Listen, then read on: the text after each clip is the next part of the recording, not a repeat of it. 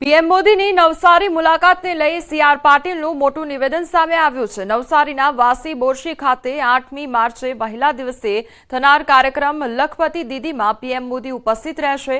આ કાર્યક્રમમાં દક્ષિણ ગુજરાતના નવસારી, વલસાડ અને ડાંગ જિલ્લાની 1 લાખથી વધુ મહિલાઓ આવશે। સાથે જ સમાજમાં વિશેષ જવાબદારી સંભાળેલ મહિલાઓને પ્રધાનમંત્રી નરેન્દ્ર મોદી સાથે સ્ટેજ પર સ્થાન આપવામાં આવશે। ત્યારે હવે પીએમ મોદીના કાર્યક્રમને લઈ જિલ્લા વહીવટીતંત્રએ તૈયારીઓ શરૂ કરી દીધી છે। કાર્યક્રમ સ્થળની પ્રદેશ પ્રમુખ સીઆર પાટીલે મુલાકાત લીધી તેમજ સંબંધિત અધિકારીઓને યોગ્ય સૂચનો પણ આપવામાં આવ્યા છે।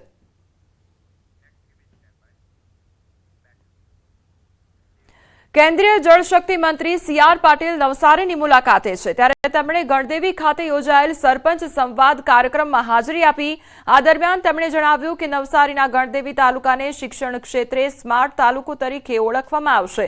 તાલુકાની તમામ શાળામાં સ્માર્ટ ક્લાસ, શિક્ષણ ક્ષેત્રે પણ સ્માર્ટ બનતા ગણદેવી તાલુકો સ્માર્ટ તાલુકો તરીકે ઓળખાશે।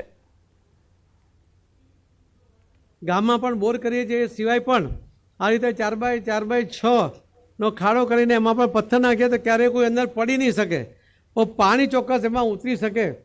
તો એ પ્રયોગ આપણે કરવાનું શરૂ કર્યો। એક જ દિવસમાં 26 થયા। રાજકોટમાં બીઆરટીએસ બસ ચાલકનો વિડીયો વાયરલ થયો છે। પ્રવાસીઓના જીવને જોખમમાં મૂકતો ખુદ ડ્રાઈવર સામે આવ્યો છે। ચાલુ બસમાં માવો ઘસતો બીઆરટીએસ બસનો ડ્રાઈવર જોવા મળ્યો છે। ડ્રાઈવર ઇન્દ્રજીતસિંહ મોરીને સસ્પેન્ડ કરવામાં આવ્યો છે। શહેરના 150 ફૂટ રિંગ રોડ પરનો આ વિડીયો વાયરલ થયો છે। પોતાના અને પ્રવાસીઓના જીવને જોખમમાં મૂક્યા હતા। ડ્રાઈવરે સ્ટીયરિંગ પર માવો ઘસવાનું પાટિયું મૂકી માવો ઘસ્યો હતો। તો બસ ચલાવવામાં આવી રહી હતી અને ત્યારે ડ્રાઈવર માવો બસમાં ઘસવામાં મશગુલ હતો અને તે પ્રકારની આ ઘટના સામે આવી છે કે જ્યાં એક તરફ બસ ચાલુ છે અને ચાલુ બસે આ ડ્રાઈવર દ્વારા માવો ઘસવામાં આવી રહ્યો છે। પોતાનો જીવ આ સાથે સાથે જે મુસાફરો એ બસમાં સવાર હતા તે બંનેના જીવ તાળવે ચોંટ્યા હતા। હવે સમાચારમાં આગળ વાત કરીએ। બેફામ રફતાર પર બ્રેક ક્યારે વાગશે?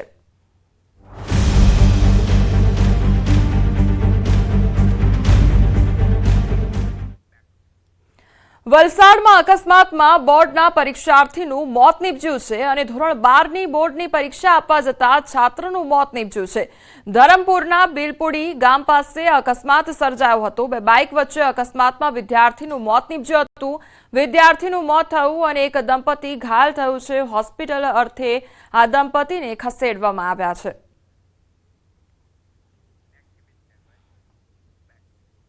અમદાવાદમાં અકસ્માતનો બનાવ બન્યો છે તો સીસીટીવીમાં આખી અકસ્માતની ઘટના કેદ થઈ છે। વસ્ત્રાપુરના જજીસ બંગલા પાસે અકસ્માત સર્જાયો હતો। મર્સિડીઝ કાર ચાલકે મહિલાને અડફેટે લીધી હતી। કારની ટક્કરથી મહિલા હવામાં ફંગોળાઈ હતી। 62 વર્ષીય મહિલા કાશ્મીરા ઠાકરને ટક્કર મારવામાં આવી હતી।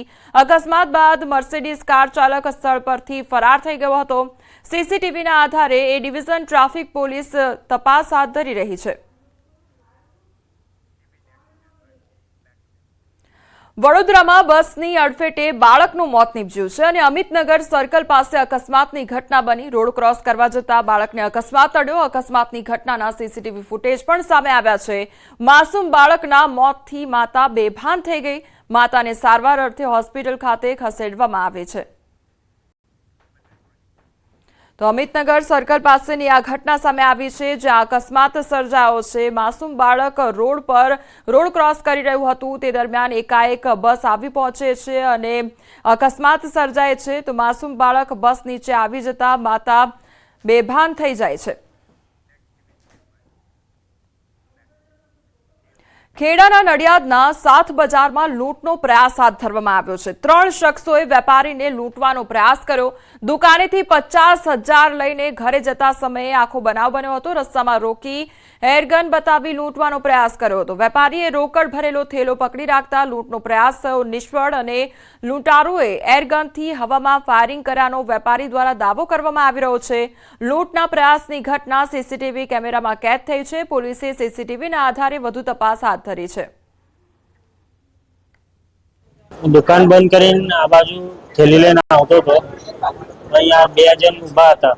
અમારી પહેલા ગાડી પર અમે 2 જણા આવતા હતા. અમારા બેઓની ગાડી આગળ ઊભી રાખી અને બંદૂક બતાવી. અમે ગભરાઈ ગયા, બૂમાબૂમ કરી તો લોકો આવ્યા એક બાજુથી જોવા.